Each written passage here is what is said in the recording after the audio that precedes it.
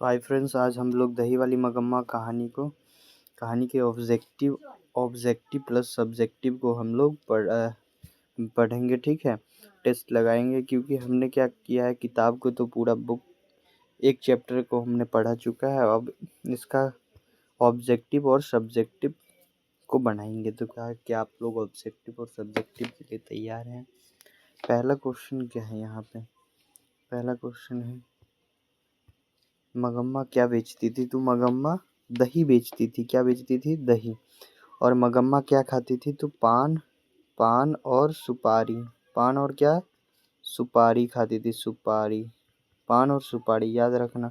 ये सब बहुत इंपॉर्टेंट क्वेश्चन है। जो भी हम कराते हैं, अलग अलग क्वेश्चन भी कराते हैं, उस पर भी ध्यान देना। ठीक है।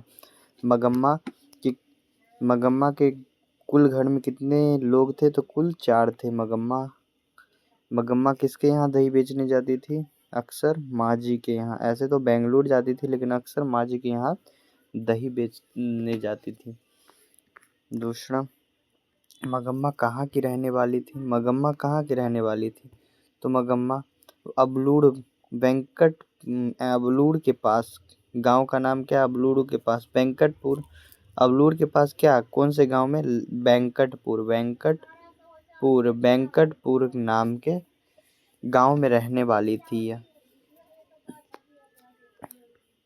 मगम्मा किस भाषा की कहानी किस भाषा से ले? कन्नड़ साहित्य से। इसका अनुवादक कौन है? तो बी आर नारायण। इसका अनुवादक कौन है? तो बी आर नारायण। कौन है? B R Narayan. B R Narayan. ठीक है, बी आर नारायण इसके अनुवादक है। और इसके लेखक कौन है? तो श्रीनिवास है, जिनका पूरा नाम है मास्ती वेंकटेश अयंगार। जिनका जन्म कब हुआ? 1891 में हुआ। कहाँ? कर्नाटक के कोलार में। ये सब याद रहना इंपॉर्टेंट है। अगर जो पढ़ रहे हो वो कॉपी में भी लिखना। ठीक है, कोशिश करना या हमसे पहले उसके बारे में बताना। ठीक है। चौथा नंबर क्वेश्चन क्या है? मगम्मा मिठाई किसके लिए ले जा रही थी? तो अक्सर पोते के लिए ही ले जाती थी। मिठाई किसके लिए ले जाती थी? तो वह पोता के लिए। ठीक है। और गहना जेवर किसके लिए? गहना हाथ का बाली, कान का बाली, हाथ का कंगन, ये सभी अपने बहू के लिए अक्सर वो क्या करती थी? ये सब ले जाती थी। पांचवा क्वेश्चन, दही वाली मगम्मा किस भाषा से अनुदित है? तो किस भाषा से अनुदित है? ये कन्नड़। इसे अनुवाद हम लोग किस भाषा में पढ़ रहे हैं? तो इसे हिंदी में पढ़ रहे हैं। ठीक है। इसका अनुवादक कौन है? तो बी आर नारायण।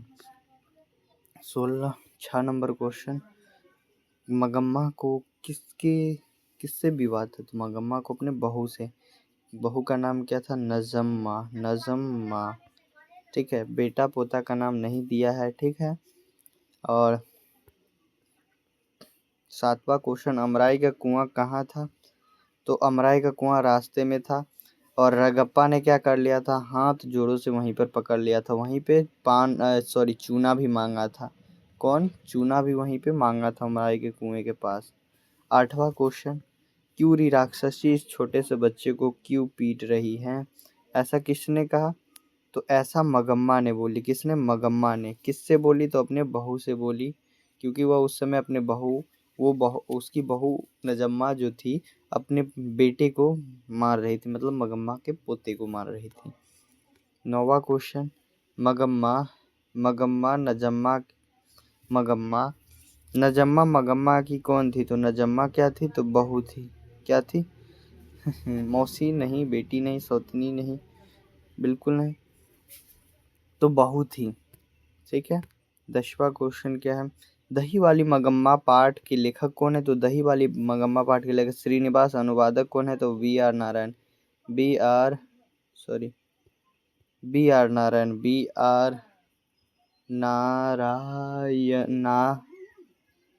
नारायण। ठीक है, बी आर नारायण, याद रखना। ठीक है। 11वां नंबर क्वेश्चन क्या है? रगप्पा एक जुआरी था। क्या था? एक जुआरी व्यक्ति था।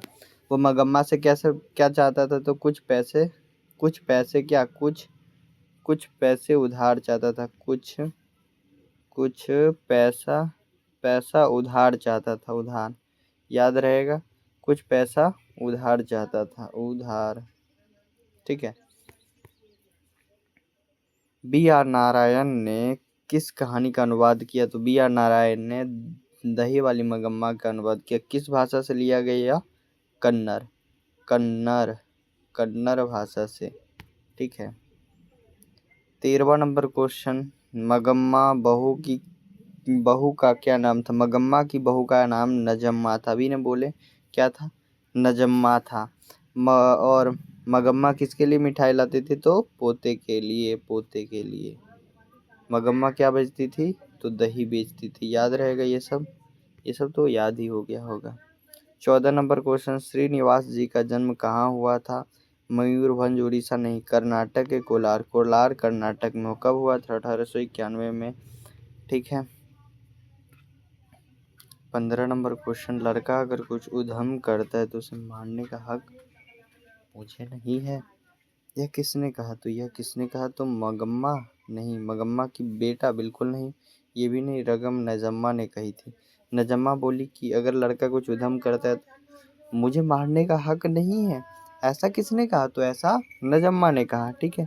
16 नंबर क्वेश्चन, क्वेश्चन नंबर 16 क्या है कि 16, घर वाले के रहते हुए अच्छी सारी नसीब नहीं हुई, ऐसा किसने कहा? तो ऐसा मगम्मा ने कहा। और मगम्मा माँ जी के मखमल का ब्लाउज देखकर वो भी चाहती थी मैं भी पहनूं, इसलिए वो क्या माँ जी को ऑर्डर भी दे दी। वो कितने का था? तो वह लगभग कितने, 8 रुपये का था, लगभग 8 रुपये का, लगभग 8 रुपये का था, ठीक है। पूरा एग्जैक्ट नहीं दिया, 7 से 8 ऐसे कहा गया उसमें। दही वाली मगम्मा शीर्षक कहानी में रास्ते में क्या था? तो अमराई का कुआं था। रास्ते में क्या था? अमराई का कुआं। यहीं पे नजम्मा का हाथ किसने पकड़ लिया था? तो रगप्पा ने, रगप्पा या रगम्पा, रगम्पा कहो, ठीक है। 18 नंबर क्वेश्चन, माँ जी के पास आंगन में बैठकर मगम्मा क्या खाती थी? तो पान सुपारी, ठीक है, पान सुपारी खाती थी। 19 नंबर का, अरे कहावत है ना, दवा करने से मशान ही जगता है, कथन किसका है? तो मगम्मा का है। यह किस कहानी से लिया गया है? तो यह दही वाली मगम्मा कहानी से भी, ठीक है। 20 नंबर क्वेश्चन, मगम्मा को किसके साथ विवाद था? तो मगम्मा को अपने बहू के साथ, बहू क्या, बहू नजम्मा के साथ, ठीक है। ये रहा आप लोग का 20 क्वेश्चन, ठीक है। 20 क्वेश्चन आप लोगों ने 20 में कितना लाया? बहुत हल्का क्वेश्चन, कम ही क्वेश्चन है लेकिन सब मिला दिए, ठीक है। अब यहाँ पे हमारा सब्जेक्टिव क्वेश्चन है, कुछ सब्जेक्टिव आप पढ़ेंगे कि आप लोग सब्जेक्टिव के लिए तैयार हैं? मेन फंसता है कि सब्जेक्टिव, लेकिन सब्जेक्टिव कितना आता है जानते हो? यहाँ से लगभग 4 आ जाते हैं, मतलब वर्णिका के लगभग 3 से 4 आ जाते हैं, 3-4 आ ही जाते हैं, ठीक है। मगम्मा अपने बहू के साथ किस बात को लेकर विवाद था? तो मगम्मा का अपने बहू नजम्मा के साथ पोते को लेकर विवाद था। मगम्मा के बेटे भी उसकी बहू अपने बस में रखना चाहती, बेटे को भी उसकी बहू बस में करना चाहती थी। दोनों में हमेशा इसलिए दोनों में हमेशा विवाद था। मतलब क्या इसमें कहा गया कि मगम्मा जो थी, मगम्मा, इसका एक बेटा भी था और एक पोता भी था। एक पोता, मान लो छोटा सा पोता था, ये पोतबा, मतलब पोता है, ये बेटा है, तो इस पोते को लेकर तो विवाद था ही उस दिन, याद है ना, कि मगम्मा ने बोला क्यों री राक्षस इस छोटे से बच्चे को क्यों पीट रही है, तो उसी दिन से विवाद हो गया। और मगम्मा की जो बहू थी ना, ये बहू, समझ रहे हो ना, ये जो बहू थी, ये अब इसको भी अपने वश में करना चाहते थे कि मेरे हिसाब से ये काम कुछ भी बोले, मैं जो कहूँ ये मेरा कहना माने, ऐसा चाहती थी। इसलिए दोनों में अक्सर विवाद था, ठीक है। रगम्पा कौन था? वह मगम्मा का, ये तो पता ही है। रगप्पा कौन था? जुएरी था और मगम्मा से कुछ पैसे उधार चाहता। रगम्पा मगम्मा के गांव के एक जुएरी व्यक्ति था और जो कुछ कर्ज मांगने के लिए मगम्मा के पीछे पड़ा था। याद रखनी, ये 2 पॉइंट याद रखो, बस हो गया। तीसरा, बहू ने सास को मनाने के लिए कौन सा तरीका अपनाया? तो पोते को भेज दी क्या, अपने बेटे को, मतलब ये छोटा सा मुन्ना सा बच्चे को क्या अपने दादी के पास क्या कर दिया, भेज दी, ठीक है। इस दादी के पास भेज दिया जिसके पास दादी मान भी गई। ठीक है। नजम्मा अपनी सास को मगम्मा को मनाने के लिए अपने बेटे को अपने सास के पास भेज दिया जिसके बाद सास मान भी गई। ठीक है। इस कहानी के कथावाचक कौन है उसका परिचय। इस कहानी का श्रीनिवास है जिसका पूरा नाम मास्ती वेंकटेश अयंगार है। 1891 में जन्म हुआ। कर्नाटक के कोलार में यह कर्नाटक के सर्वाधिक प्रतिष्ठित रचनाकारों में से एक थे। ये सब लिख देना। ठीक है। देखो क्या है इसमें ये कथा देखो इन कहानी का कथावाचक मास्ती वेंकटेश का जन्म 1891 में कर्नाटक के कोलार में हुआ। कन्नड़ साहित्य के सर्वाधिक प्रतिष्ठित रचनाकार। उसकी कविता, नाटक, आलोचना, जीवन चरित्र आदि सभी महत्वपूर्ण योगदान रहा है। और नीचे है क्या, नीचे तो और है क्या। इस कहानी में अक्सर घरों में दर्शाया गया जब तक बेटे, अरे एक मिनट, मगम्मा, हाँ ये इतना ही था। चौथा नंबर क्वेश्चन इतना ही था। ठीक है। अब ये रहा 5वां क्वेश्चन, माफ करना। मगम्मा का चरित्र चित्रण करें। मगम्मा एक विधवा औरत थी जो अपने बेटे को पालने के लिए बेंगलुरु शहर में दही बेचती थी। मगम्मा के साथ बेटे, एक बहू और एक पोता भी था। मगम्मा अपनी बहू नजम्मा के साथ अच्छे संबंध नहीं थे। दोनों मगम्मा बेटे पर अधिकार को लेकर लड़ते झगड़ती थी। इस कहानी में अक्सर घरों में होने वाली घटनाओं को दर्शाया गया है कि जब तक बेटे की शादी नहीं होती तब तक वह माँ की बात मानता है, लेकिन शादी हो जाने के बाद बेटे पर बहू का कब्जा होता है। लेकिन यहाँ देखो एक बात याद रखना, ना तो मगम्मा गलत थी इस कहानी में। याद रखना, आप लोगों को लग रहा होगा नजम्मा बहुत गलत थी, नहीं जी। देखो ये है, मान लो ये है कौन, सॉरी, ये मान लो उसकी बहू है और ये, ठीक है, ये बहू और ये नजम्मा। ठीक है। ये मान लो ये नजम्मा है और ये मगम्मा है। ठीक है। अब देखो ये अपने बेटे को मार नहीं सकती थी, क्या इसे प्यार नहीं करेगी कि नहीं। ये भी एक माँ रही होगी, अपने बेटे को मारती होगी, पीटती होगी, एक समय था, होगा ना। और इसका भी अभी समय है तो ये भी मारेगी, पीटेगी, समझाएगी, उसे पढ़ाएगी।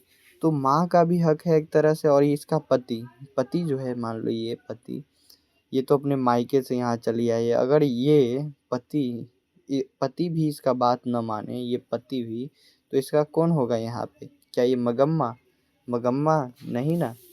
मगम्मा तो एक दिन मर जाएगी, लेकिन ये तो यही ना एक दिन ये साथ रहेंगे और यही क्या करेंगे, इसका देखभाल करेंगे। तो देखो दोनों ठीक है अपने जगह पे, लेकिन सास को भी समझना चाहिए कि हाँ शादी उदी हो गया है, चलो बेटा है, बहू है, चलो हम ही थोड़ा सा क्या रहते हैं, नीचे थोड़ा रहते हैं। तो यहाँ पे दोनों ठीक है अपने जगह पे, हम दोनों को गलत नहीं कह सकते। ठीक है। ये मत समझ लेना कि मगम्मा गलत है और उसकी बहू गलत है। ठीक है। दोनों अपनी जगह पे बहुत बढ़िया है और दोनों हक के लिए लड़ रहे हैं। ठीक है। तो दोनों गलत नहीं है। ठीक। क्या आप लोगों को समझ में आया ये कहानी, और ये ऑब्जेक्टिव सब्जेक्टिव करवा दिए। ठीक है। अब रह गया, अब व्याकरण फिर स्टार्ट करेंगे। ठीक है। व्याकरण पढ़ाना स्टार्ट करते। ठीक है। तब तक के लिए आप लोग क्या करिए, इस कहानी का ऑब्जेक्टिव सब्जेक्टिव लिख लेना। ठीक है।